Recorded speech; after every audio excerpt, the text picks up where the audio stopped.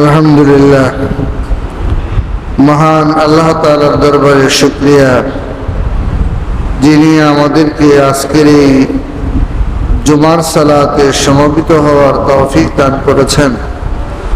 আমরা সেই মহান মুনিবের দরবারে শুকরিয়া জানাই, মুহাব্বতের সাথে বলি আলহামদুলিল্লাহ। দুরূদ ও সালাম সাইয়্যিদুল মুরসালিন খাতামুন নবিয়্যিন বিশ্বনবী মুহাম্মদুর রাসূলুল্লাহ সাল্লাল্লাহু আলাইহি ওয়াসাল্লামের উপর, যার আগমনে গোটা পৃথিবী ধন্য হয়েছিল। সম্মানিত মুসল্লিয়ান ইকরাম, আমরা গত জুমায় আলোচনা করেছিলাম পবিত্র হজ এবং কুরবানি নিয়ে। আপনারা নিশ্চয়ই অবগত আছেন, হজের মৌসুম চলছে।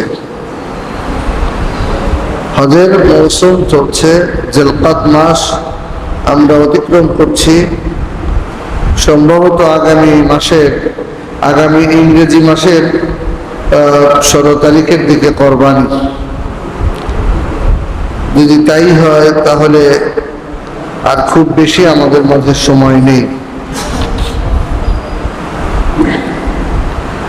পবিত্র কাবা ঘর লাব্বাইক আল্লাহুম্মা লাব্বাইক স্লোগানে মুখরিত। আল্লাহ রাব্বুল আলামিন মুসলমানদের জন্য প্রথম ঘর নির্মাণ করেছিলেন, এই ঘর অর্থাৎ এই কাবা ঘরকে আল্লাহ তাআলা প্রথম ঘর হিসেবে বানিয়েছেন। এবং এই ব্যাপারে তিনি বলেছেন যে ইন্না আউওয়ালা বাইতিন উদিআ লিন-নাস লাল্লাযী বিবাক্কাতা মুবারাকান ওয়া হুদাল লিল-আলামিন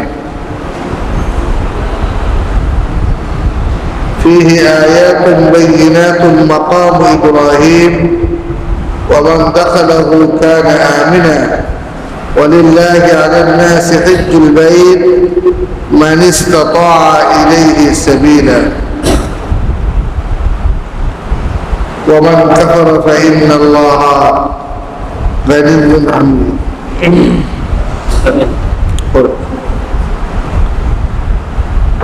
আল্লাহ বললেন যে ইন্না আউওয়ালা বাইতিন উদিআ লিন-নাস, এটা প্রথম ঘর। ইন্না আউওয়ালা বাইত, এটা প্রথম ঘর। উদিআ লিন-নাস, এটা বানানো হয়েছে, নির্মাণ করা হয়েছে মানুষের জন্য। কেন? মানুষের ইবাদতের জন্য। ইবাদতিল্লাহ, মানুষের ইবাদতের জন্য এই ঘরকে আল্লাহ তাআলা বানিয়েছেন।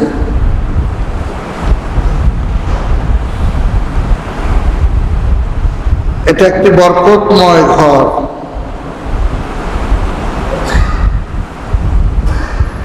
কাবা ঘরে 1 রাকাত নামাজ আদায় করলে 1,00,000 রাকাত নামাজের সওয়াব পাওয়া যায়। সুবহানাল্লাহ, জোরে বলেন না সুবহানাল্লাহ। 1 রাকাত নামাজে, আমরা যখন স্বাভাবিক নামাজ পড়ি, এই নামাজে 1,00,000 রাকাত নামাজের সওয়াব পাওয়া যায় ওইখানে 1 রাকাত নামাজ পড়লে। সুবহানাল্লাহ। তাহলে বরকতপূর্ণ জায়গা হলো না? অনেক বরকতপূর্ণ জায়গা। বরকতপূর্ণ জায়গায় যেতে হলে সকলের যাওয়াটাকে আল্লাহ কবুল করেন না। ইব্রাহিম আলাইহিস সালাতু ওয়াস সালামকে আল্লাহ তাআলা বলেছিলেন, ইব্রাহিম কাবা ঘর নির্মাণ করো। কাবা ঘর অনেকবার পুনর্নির্মাণ হয়েছে। আপনারা জেনে থাকবেন যে হযরত আদম আলাইহিস সালাতু ওয়াস সালামের জন্মেরও 2000 বছর আগে কাবা ঘরকে আল্লাহ তাআলা নির্মাণ করেছিলেন।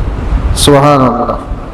আদম আলাইহিস সালামের জন্মেরও 2000 বছর আগে ফেরেশতাদেরকে দিয়ে আল্লাহ তাআলা কাবা ঘর নির্মাণ করেছিলেন।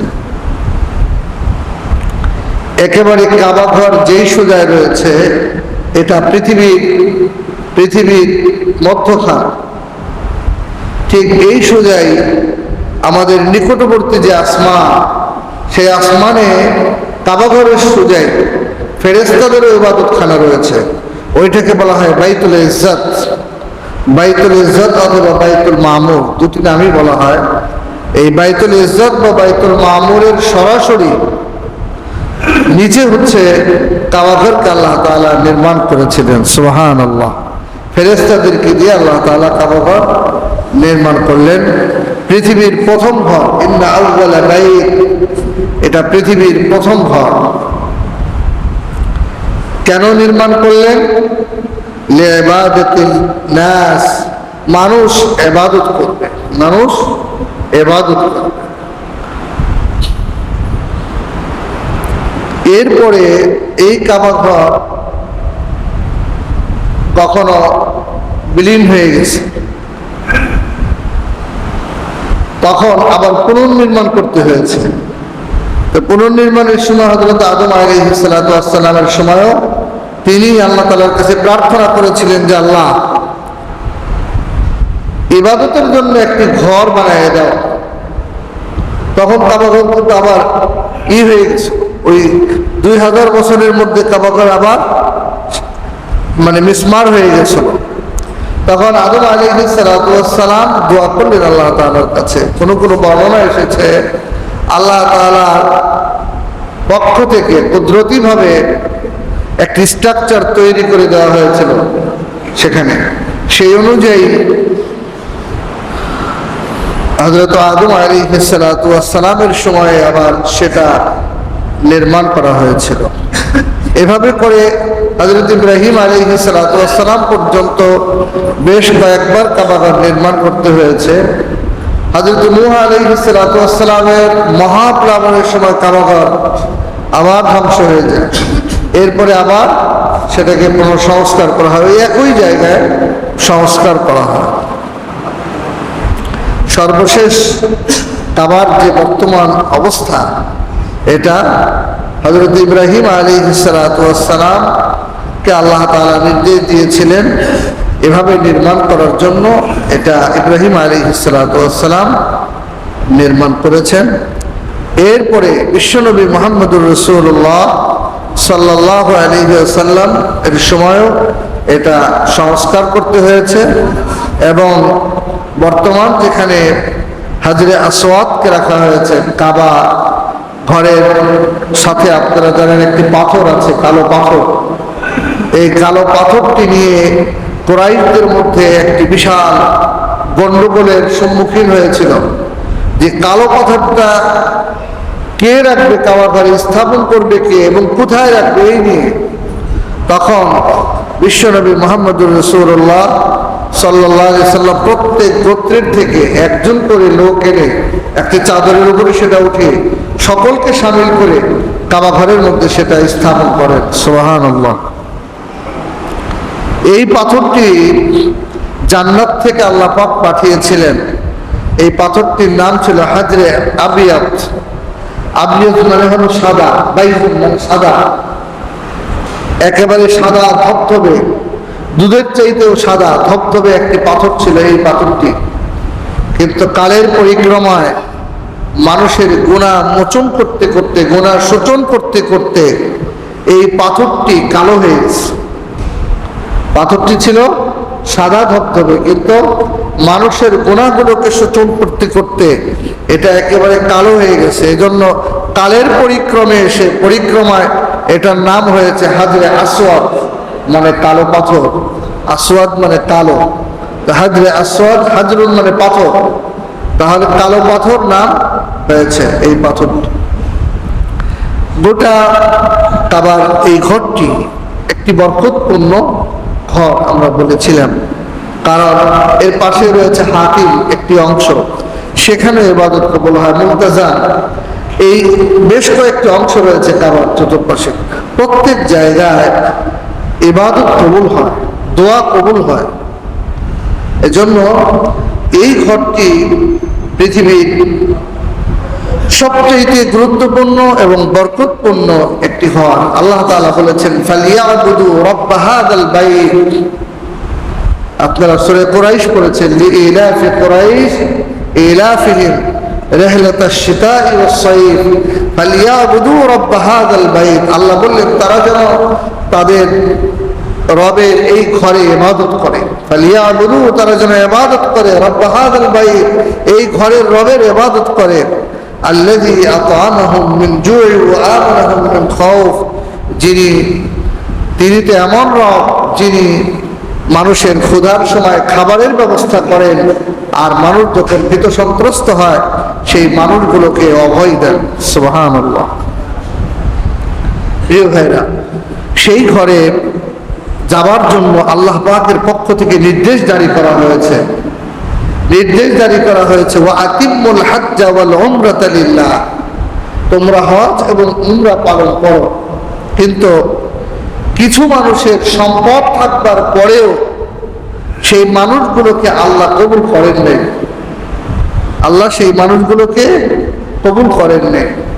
ইব্রাহিম আলাইহিস সালাতু ওয়াস সালামকে আল্লাহ পাক বলেছিলেন তুমি মানুষদেরকে ডাক দাও, ওয়াআযযিম ফিন নাসি বিল হজ্জি ইয়াতুকা রিজালাও ওয়া আলা কুল্লি দামিরিন ইয়াতিনা মিন কুল্লি ফাজ্জিন আমিক। আল্লাহ তাআলা কাবা ঘর নির্মাণ করে ইব্রাহিম আলাইহিস সালামকে বললেন তুমি ঘোষণা করো। ইব্রাহিম আলাইহিস সালাম চিন্তা করলেন আমি ঘোষণা করলাম কয়জন মানুষ শুনবে আমার ঘোষণা, কিন্তু আল্লাহ পাক নির্দেশ দিলেন ওয়াআযযিম ফিন নাস, তুমি ঘোষণা করে দাও মানুষের জন্য, হজের ঘোষণা করে দাও।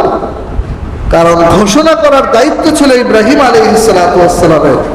আল্লাহ পাক বললেন তুমি ঘোষণা করো, গোটা দুনিয়ার প্রত্যন্ত অঞ্চল থেকে মানুষ পায়ে হেঁটে উঠে চড়ে বিভিন্ন ভাবে মানুষ এই কাবা ঘরে এসে হজ করবে। ইব্রাহিম আলাইহিস সালাতু ওয়াস সালাম হজের ঘোষণা দিয়েছিলেন। সেদিন যাদের কানে এই ঘোষণা পৌঁছে দেওয়া হয়েছিল তারাই হজ করতে পারতেছে। সুবহানাল্লাহ। তো সকলের সম্পদকে আল্লাহ দ্বীনের জন্য কবুল করে নাই, সকলের সম্পদকে আল্লাহ তার ওই কাবা ঘরে যাবার জন্য কবুল করে নাই। অনেক সম্পদের মালিক হজ করার তৌফিক আল্লাহ পাক দেন না। আছে না, এমন আছে না, চোখের সামনে আছে, অনেক আছে। আবার অল্প কিছু সম্পদ হয়েছে, কাবা ঘরে যে হজ করে আসার মতো একটি সম্পদ হয়েছে, কোনো দিকে না তাকায় হজ করবে চলে গেছে, এমন মানুষের সংখ্যা আছে না, যে হজ করার জন্য ব্যতিব্যস্ত হয়ে গেছে। তারা কাবা শরীফ, যেই ঘরকে কেন্দ্র করে সারাটি জীবন সিজদায় অবনত হলাম, সেই ঘরকে দেখার একটি ইচ্ছা কি আমাদের মধ্যে জাগে না? কে বলেন জাগার কথা না? যেই ঘরকে সামনে রেখে সারাটি জীবন সিজদায় অবনত হচ্ছি, ওই ঘরের দিকে তাওয়াজ্জুহ হচ্ছে, সেই ঘরকে দেখবার একটি অদম্য ইচ্ছা মানুষের হৃদয়ের মধ্যে কাজ করার কথা। নিশ্চয়ই যে মানুষগুলো হৃদয়ের মধ্যে অনেক বেশি কাজ করে, সেই মানুষগুলো কাবা শরীফে যাওয়ার জন্য ব্যতিব্যস্ত হয়ে যায়। এজন্য সম্পদশালী ব্যক্তি যারা, অর্থাৎ যাদের কাবা ঘর জিয়ারত করার যোগ্যতা আল্লাহ পাক দিয়েছেন, অর্থাৎ অ্যাবিলিটি দিয়েছেন, সেই অ্যাবিলিটি নিয়ে তারা কাবা ঘর জিয়ারত করতে যাবে। যাদের এতটুকুন সম্পদ আছে যে সম্পদ দিয়ে কাবা ঘরে যাতায়াত করতে তার কোনো সমস্যা হবে না, তার স্ত্রী পুত্র যারা আছে তারাও না খেয়ে থাকবে না, তাহলে এই অবস্থায় ওই ব্যক্তির জন্য হজ ফরজ, হজ করতে যাবে। এটাই হচ্ছে ইসলামের বক্তব্য। কিন্তু এই বক্তব্যকে ভাইলেশন করে আমাদের সমাজের কিছু মূর্খ পণ্ডিত ব্যক্তিরা আছেন, তারা বিভিন্ন ধরনের কথাবার্তা বলেন। মায়াটা বিয়ে দিয়ে নই, চাকরিটা রিটায়ার করে নই, হ্যাঁ অমুক কাজটা শেষ করে নই, এরপরে হজ করতে যাবানি। আচ্ছা, আপনি মায়া বিয়ে দেওয়া পর্যন্ত, চাকরি শেষ হওয়া পর্যন্ত আপনি বাঁচবেন কি বাঁচবেন না সেই গ্যারান্টি কি আপনার আছে?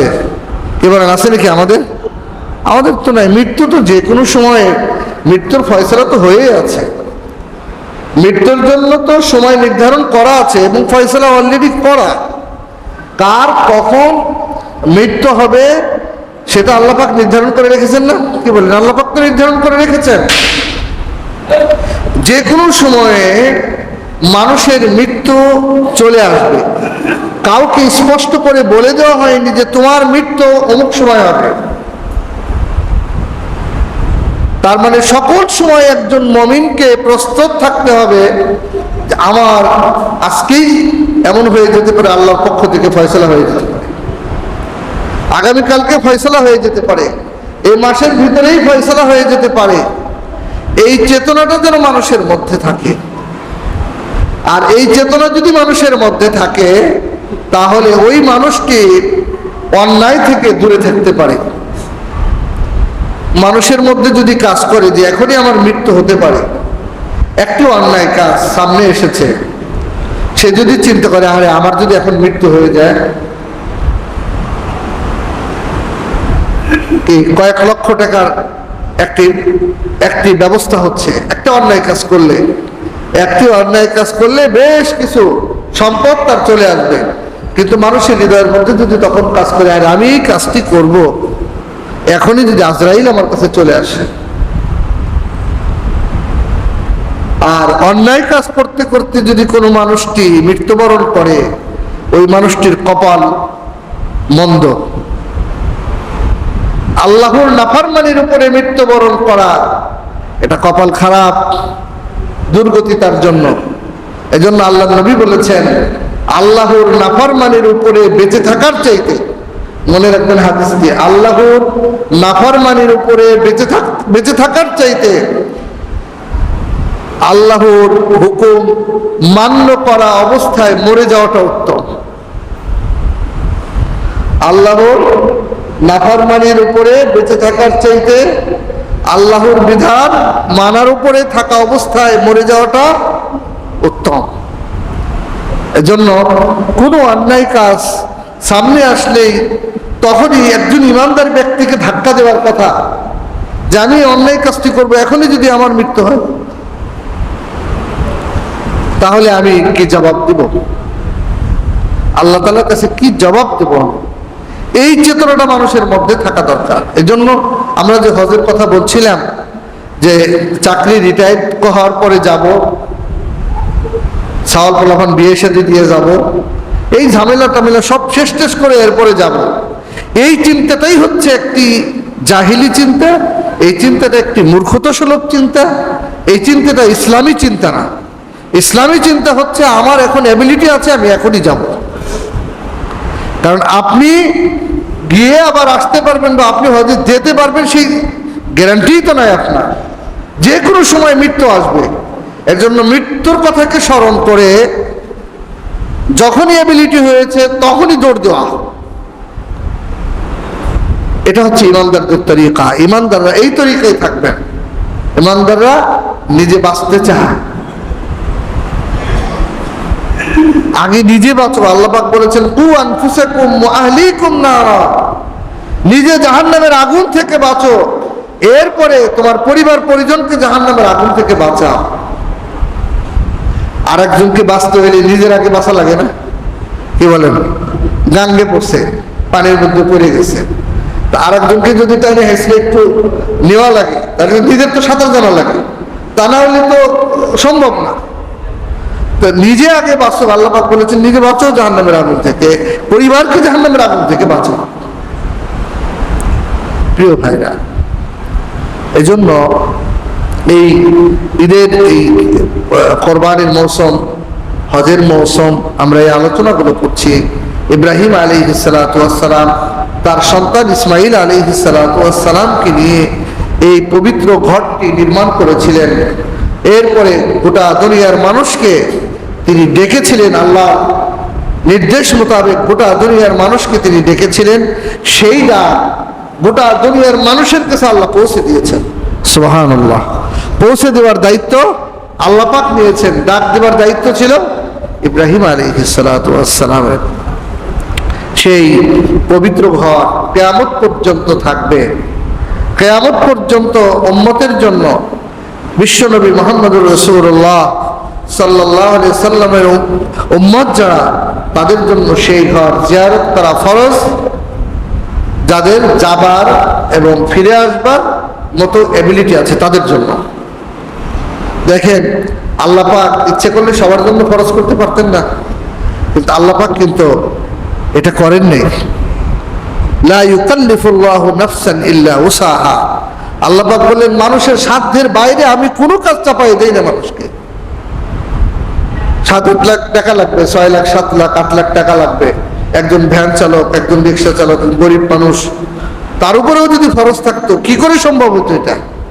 এজন্য আল্লাহ পাক বললেন না মানিস্তাতা ইলাইহি সাবিলা, যার সক্ষমতা আছে সে যাবে, যার এবিলিটি আছে সে যাবে। শুধু টাকা পয়সা থাকলেও যাওয়া লাগবে না, যদি সে অসুস্থ হয় তাহলেও যাওয়া লাগবে না, তাহলেও আল্লাহ তার উপরে ফরজ করে নাই, তার পক্ষ থেকে কাউকে পাঠিয়ে দিবে। এজন্য অতিবৃদ্ধ যে মানুষগুলো চলাচল করতে পারে না, চলাচলের অযোগ্য হয়ে গেছে, অসুস্থ মানুষ, তাদের জন্য যাওয়া লাগবে না। মহিলারা হজ এবং উমরার জন্য তাদের বিধান হচ্ছে তাদের যদি এবিলিটি থাকে তারা হজ করতে যাবে, উমরা করতে যাবে। সেই ক্ষেত্রে তাদের স্বামী লাগবে, অথবা তাদের সন্তান লাগবে, তাদের ভাই লাগবে, অথবা মাহারাম কোনো পুরুষ, যেই পুরুষের সাথে তাদের বিবাহ হারাম এমন কোনো পুরুষ তাদের সাথে লাগবে। রক্তের সম্পর্কের পুরুষ লাগবে, তাদের সাথে তারা যেতে পারবে। একা একা তাদেরকে যাওয়ার পারমিশন ইসলাম দেয়নি। অঢেল সম্পত্তির মালিক কোনো মহিলা, কিন্তু তার স্বামী নাই, যেতে পারতেছে না, তার সন্তান নাই, যেতে পারতেছে না, তার ভাই নাই, যেতে পারতেছে না, তার বাপ নাই, এই জন্য তিনি একা একা যেতে পারবেন না, তাকে অবশ্যই এদেরকে নিয়েই এরপরে যেতে হবে। তার আগ পর্যন্ত তাদের জন্য ফরজ নয়। সেই ক্ষেত্রে তাদেরকেও সহযোগিতা করা, তাদের রক্ত সম্পর্কীয় অথবা তার স্বামী, সবচেয়ে যোগ্য হচ্ছেন স্ত্রীর জন্য তার স্বামী। কোনো মহিলার জন্য যোগ্য সফরসঙ্গী হচ্ছেন, সবচেয়ে গুরুত্বপূর্ণ সফরসঙ্গী হচ্ছেন তার স্বামী। স্বামী যদি থাকে তাহলে স্বামীর সাথে যাওয়াটাই হচ্ছে বেটার। এজন্য স্বামীর সাথে তারা যাবে, মহিলারা যাদের সম্পদ আছে, স্বামীকে ম্যানেজ করে। আবার স্বামীরও দায়িত্ব হচ্ছে তাকে সাপোর্ট দেওয়া, যাতে সুন্দরভাবে তাকে নিয়ে যাওয়া যায়। এই বিষয়গুলো নিয়ে আপনাদের একটু চিন্তা করতে হবে। যাদের এবিলিটি আছে তাদের যেতে হবে। আল্লাহ যেহেতু ফরজ করেছেন, সেহেতু ফরজ দায়িত্ব এড়িয়ে যাবার কোনো সুযোগ নেই। টাকা পয়সা তো আল্লাহ পাকই দিয়েছেন। কি বলেন, আল্লাহ পাক দেন নাই? টাকা পয়সা দেখেন, আপনাকে টাকা দিয়েছেন, আবার আপনার প্রতিবেশী আরেকজন তাকে হয়তো টাকা দেন নাই। আপনি হয়তো বলতে পারেন আমি আমার পরিশ্রমের মধ্য দিয়ে টাকা উপার্জন করেছি। আপনার পরিশ্রম করার যোগ্যতা কে দিয়েছেন? যোগ্যতা কে দেন? শক্তি কে দিয়েছেন? আল্লাহ পাক দিয়েছেন। তা আপনাকে যদি প্যারালাইজড করে বসায় রাখতেন আল্লাহ পাক, প্যারালাইসিসের রোগী বানায় যদি বসায় রাখতেন, তাহলে তো আপনি পারতেন না। আপনার একটি পা ভেঙে যেত, আপনার একটি কিডনি নষ্ট হয়ে যেত, আপনার হাতটা যদি বিকলাঙ্গ হয়ে যেত, তাহলে তো আপনি এটা পারতেন না। আল্লাহ পাক আপনার প্রতি রহম করেছেন, তাই আপনি পেরেছেন। আল্লাহ পাক আপনাকে সম্পদ দিয়েছেন, তাই আপনার সম্পদ হয়েছে। আপনার চাইতে বেশি পরিশ্রম করতেছে আর এক ব্যক্তি, তাকে হয়তো আল্লাহ পাক দেন নাই। কি বলেন, আছে না এমন? রাত দিন পরিশ্রম করতেছে, সম্পদ কামাই করতে পারে না। আরেকজন অল্প পরিশ্রমেই আল্লাহ অনেক সম্পদের মালিক করে দিয়েছেন। এজন্য আল্লাহ যাকে ইচ্ছে সম্পদ দান করেন, যার কাছ থেকে ইচ্ছে সম্পদকে ছিনিয়ে নেন। সম্পদের মূল মালিক হচ্ছেন তাহলে কে? সবাই বলি, সম্পদের মালিক কে? আমাদের সকল সম্পত্তির মালিক আল্লাহ। আমাদের মালিক কে? আল্লাহ। আমাদের মালিকও আল্লাহ, আমাদের সম্পদের মালিকও, আমাদের সন্তানের মালিক আল্লাহ, সবার মালিক আল্লাহ। আল্লাহ সবার মালিক। বিয়াদিহিল মুলক, আল্লাহর হাতেই গোটা পৃথিবীর রাজত্ব, গোটা দুনিয়ার রাজত্ব আল্লাহ, কেউ নাই। সব কিছুর মালিকানা হচ্ছে আল্লাহ। তো মূল মালিক তিনি, যিনি মালিক তিনি বলছেন তুমি আমার ঘরে যাও, আমার ঘরে গিয়ে তুমি হজ করে আসো, তাওয়াফ করে আসো, জিয়ারত করে আসো। তো মালিক যেহেতু আমাকে বলছে, আমি তো আমানতদার, আমার কাছে তো অল্প কিছুদিনের জন্য আল্লাহ সম্পদ দিয়েছেন, তো অল্প কিছুদিনের জন্য যেহেতু আমাকে সম্পদ দিয়েছেন, আমি কৃপণতা করব কার সাথে? হিসাব করে দেখেন, মালিক যিনি, ধরেন সব আমার কাছে, ভাই আমার কাছে 10 লাখ টাকা দিছে, আজকে আগামীকাল কইছি 5 লাখ টাকা আমাকে দেন, আমার কাছে আমানত রাখছে, পরের দিন আবার 5 লাখ চাইছে, আমি দিতে বাধ্য না? কি বলেন? উনি তো আমার কাছে আমানত রেখেছেন, আমি তো আমানতটা দিয়ে দিব, এটাই তো কথা। আল্লাহ পাক আমাকে আমানত দিয়েছেন সম্পদ, তা আমানত যিনি রেখেছেন আমার কাছে, তিনি বলছেন আমার ঘরে যাও, আমার ঘরে গিয়ে তাওয়াফ করো।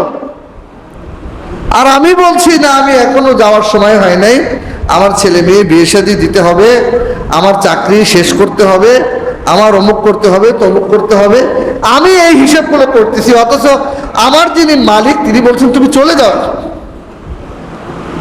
তুমি এখন চলে যাও।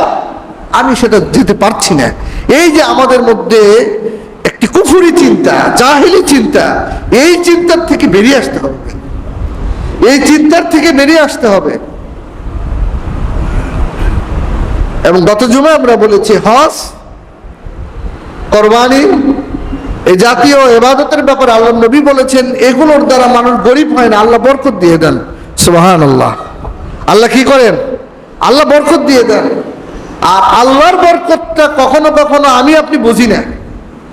আল্লাহর যে বরকত দেওয়া, এটা আমি আপনি বুঝি না। কেন বুঝি না? না বোঝার কারণ হচ্ছে সব কিছুর এলেম তো আমাদের নাই। সব কিছুর এলেম আছে কার? সব কিছুর এলেম আছে আল্লাহ। ধরেন এখান থেকে ফরিদপুর যাচ্ছি, ওই তালতলায় যাবার পরে দেখা গেছে ব্রিজটা ভাঙ্গা, ওইখানে একটা অ্যাক্সিডেন্ট হয়ে যেতে পারতো, মারাত্মক একটা অ্যাক্সিডেন্ট হয়ে যেতে পারতো, এবং আমার সম্ভাবনাই ছিল। আল্লাহ পাক বাঁচাই দিয়েছেন আমারে, কোনোভাবে আল্লাহ পাক আমাকে বাঁচাই দিয়েছেন, আমার তকদিরে ছিল, কিন্তু আল্লাহ বেড়ে দিয়েছেন সেটা। দেখা গেছে আমি অ্যাক্সিডেন্ট হইলে আমি মরেও যেতে পারতাম, অথবা আমার একটা পা ভেঙে যেতে পারতাম, যে পা ট্রিটমেন্ট করার জন্য আমার 5 লক্ষ টাকার প্রয়োজন হয়ে যেতে পারতো। আল্লাহ পাক সেটা আমার থেকে মুছে দিয়েছেন। কি বলেন? এগুলো আল্লাহ পারে না? আল্লাহ পারেন না? আল্লাহ তো এগুলো করেন।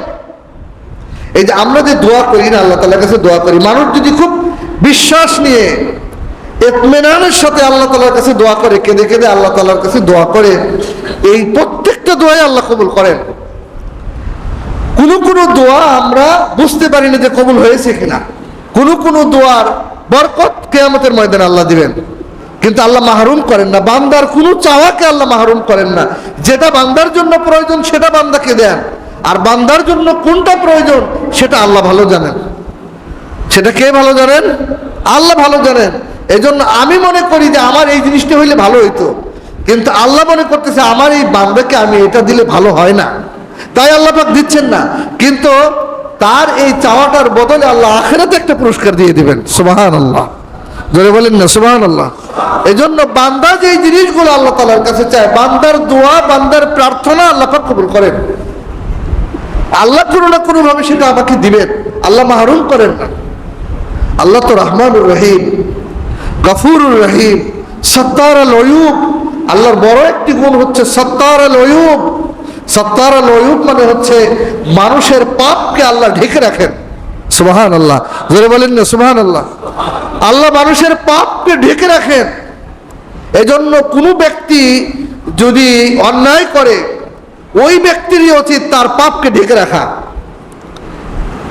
আমাদের সমাজে কিছু বুকা মানুষ আছে, গল্পের প্রসঙ্গে গল্প করতে যায় কোনো সময় কয় এমন কোনো আকাম নেই যে আমি করিনি। কয় না? এমন কিছু কিছু মানুষ আছে না? কি বলেন? কই বেড়ায় মানুষের কাছে। নিহায়াত গুনাহের কাজ, এটা অনেক বড় গুনাহের কাজ। কারণ আপনি যে অপরাধ করেছেন মানুষ হিসেবে, সেই অপরাধ করার সাথে সাথে আল্লাহ তাআলার কাছে আপনি তওবা করবেন। অনেক গুনাহ করেছেন আপনি, অসংখ্য গুনাহ করেছেন, মানুষের কাছে প্রকাশ করতে নেই সেই গুনাহ। মানুষের কাছে প্রকাশ করলে ওই মানুষটি কিয়ামতের ময়দানে সাক্ষ্য হবে যে আল্লাহ, ও তো এই গুনাহ করছিল, আমার কাছে কইছে এই গুনাহ করছে, আমার কাছে বলেছে এই গুনাহ করেছে, তাকে শাস্তি দাও, তাকে তুমি শাস্তি দিলে না কেন? আর মানুষ পাপ করেছে, পাপ করে অঝরে আল্লাহ তাআলার কাছে কেঁদেছে, আল্লাহ আমি এই পাপটি করে ফেলেছি, আল্লাহ তুমি মাফ করে দাও। আল্লাহ কিন্তু গোপন রাখেন। সুবহানাল্লাহ। আল্লাহ পাপটাকে গোপন করে রাখেন। এজন্য গোটা দুনিয়ার সকল মুসলমানদেরকে আল্লাহ বলেছেন যে তুমিও তোমার মুসলমান ভাইয়ের অপরাধকে তুমি পেয়েছি সুন্নাহ, সেই তরিকা মোতাবেক যেন আমরা আমাদের জীবনকে একটু রাঙাতে পারি। খুবই সংকীর্ণ সময়, খুবই স্বল্প সময়, সময় নেই বললেই চলে। হিসাব যদি আমরা করি সময় আর নেই, এটাই ধরে নিতে হবে যে কোনো সময় আমাকে চলে যেতে হবে, সময় শেষ, সময় শেষ, কবরে যাবার প্রস্তুতি গ্রহণ করতে হবে। কি যুবক, কি বালক, কি নারী, কি পুরুষ, সকলের জন্য একই চিন্তা।